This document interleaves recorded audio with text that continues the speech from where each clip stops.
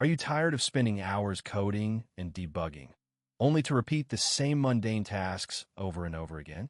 The rise of AI coding assistants has changed the game, and today we're comparing three of the most popular tools: GitHub Copilot, Cursor, and Claude. In this tutorial, we'll show you how to get the most out of each tool, step by step, so you can save time and focus on what matters most: writing great code. First up, let's take a look at GitHub Copilot.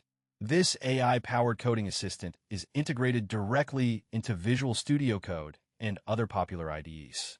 To get started, simply create a new file or open an existing one, and then click on the GitHub Copilot icon in the top right corner of your screen. You'll see a drop-down menu with a few options, including Enable Copilot and Configure Settings. Now, let's talk about customization.